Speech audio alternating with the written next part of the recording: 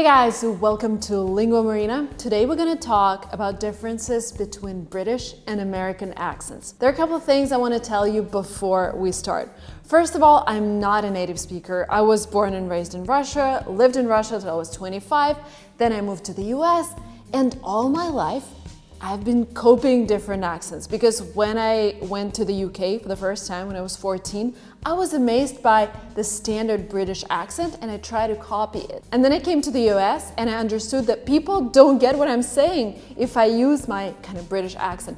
So I started learning American accent. And as a person who's been doing that for a while, my most favorite thing is to dig into different details and understand what people do with their lips and with their mouths in order to produce those sounds. Another thing I want you to remember is that there are a lot of different accents in Great Britain, and so something that we're gonna learn today is something that I was taught at school. This is sometimes called received pronunciation. If you come to the US, California, people would have one accent, people in New York would have a different accent, and it's really up to you what accent you want to adopt, and you don't have to adopt any accent. It's just, the matter of your preference. As for myself, I decided to stick to an American accent just because I live in California. But again, it's really up to you. Just be consistent. If you choose one type of accent, stick to it to make your life easier. Now let's dig into those tiny differences. But again, before we start, please hit the like button for the algorithm. This way it's gonna know who to recommend this video to. Rule number one, if you want to sound more British, don't pronounce every single R. This is not true for every accent out there, but in received pronunciation in Great Britain, you would only pronounce the R that is followed by a vowel. For example, real, right, arrange, umbrella, curious. In these words, R is followed by a vowel, and this way we pronounce it. Interesting. But there are also words where R is in the end of the word and is not followed by anything. In this case, you do not pronounce it. For example, weather, color, shirt, beer, work. It's work, work, work. I intentionally try to sound more British when explaining this because in America, we would always say work, beer, weather, color. But if you want to sound more British, you pronounce these words without pronouncing R. Color, weather, work. I love the way it sounds. Rule number two, this TH combination, and it can produce two different sounds, th and the. So if we want to sound more British, in both versions of this sound, your tongue should touch behind your teeth. Because I'm speaking with kind of American accent, my tongue goes between, trying to explain this, my tongue goes between my teeth, but if you're trying to sound more British, it stays here. Let me give you some examples. Teeth, thanks, bath. It's a bath. You're kind of stopping your tongue with your teeth and you're not letting it go between them. The, brother, you even hear that, right? It's not like brother, it's brother, brother. Instantly more British. Bathe. The same, right? It kind of stays behind your teeth. By the way, fun fact, in London, this sound would be pronounced as F or V. Thanks, teeth. This is really, really cool if you can learn that accent as well. Rule number three, pronounce you as ew or you. Again, really different from the American accent. In America, we would say stupid. Stupid, yeah. So you here sounds like an ooh, stupid. If you want to sound more British, you would say stupid. Oh, stupid.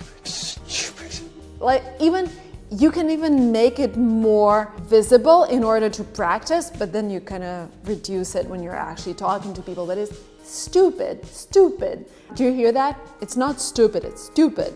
And this is British. Or another great example, the word duty. In America, we say duty. In British, you would say duty. There is another thing that you might have heard.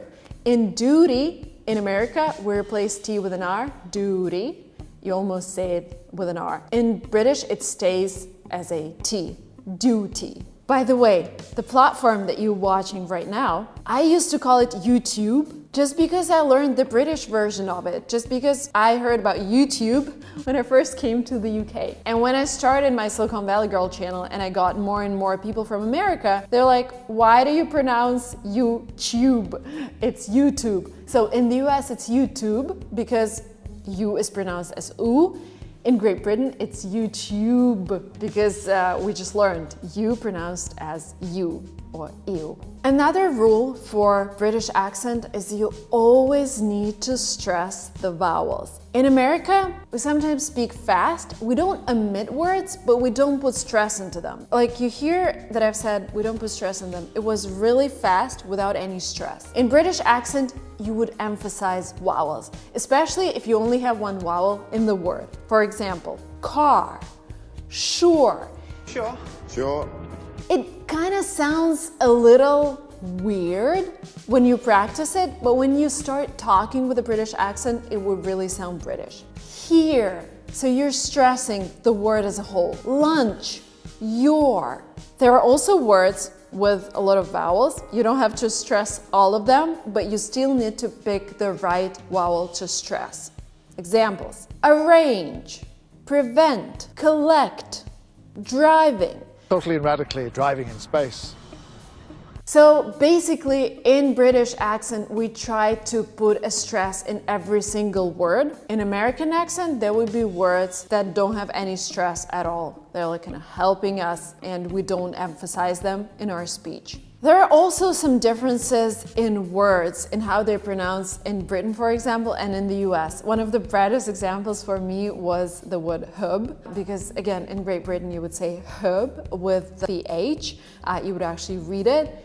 In California, you would say herbs. Do you have any herbs for tea? So there is no H at the beginning of this word.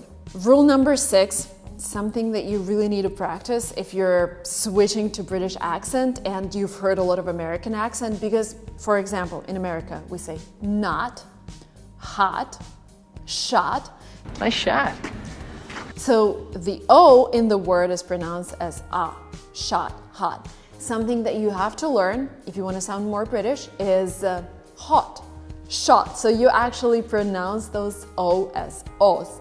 Shot, hot. If you want to sound more British, use more British words. I've already talked a lot about these differences where we have truck in the US and lorry in Great Britain, we have gas in the US and we have petrol in Great Britain, but there are also some slang words that you can actually use and sound more British. For example, when I first came to the UK, my friend showed me a guy that she really fancied. By the way, this is a British word. When you like somebody, you fancy them. So she fancied that guy and she told me, wow, that guy is so fit. And for me, fit was something connected with fitness. And I was like, maybe he exercises a lot.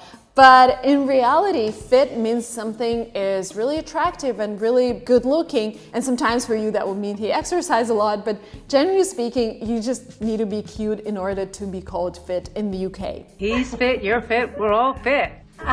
A boy or a young man can be called lad in the UK. We all know the word rubbish. In America we would say garbage, in the UK you would say rubbish. But there is also another meaning to this. When something is kind of stupid, you can say it's rubbish. He was rubbish. And the last but not the least is the word cheeky. I really like it because it kind of says that you are humorous and you're funny, but sometimes you can be a little rude. Some people can be offended, but this behavior is called cheeky. That was it from me for today, guys. If you want to explore more of English language, I have an English language workbook that has a lot of synonyms, idioms, differences between British and American accent, and it has a lot of exercises for you to practice. The link will be down below. You can buy it. It's not really expensive, but it would provide you with 30 days of continuous learning of English language. I have different checklists and different things that you can print out and hang in front of you to enhance your language learning experience. And I also have this schedule that you can follow every single day to improve your English language. Thank you again so much for watching this video up to the very end. Hit subscribe button if you're not yet subscribed to this channel, and I will see you very soon in my next videos. Bye bye.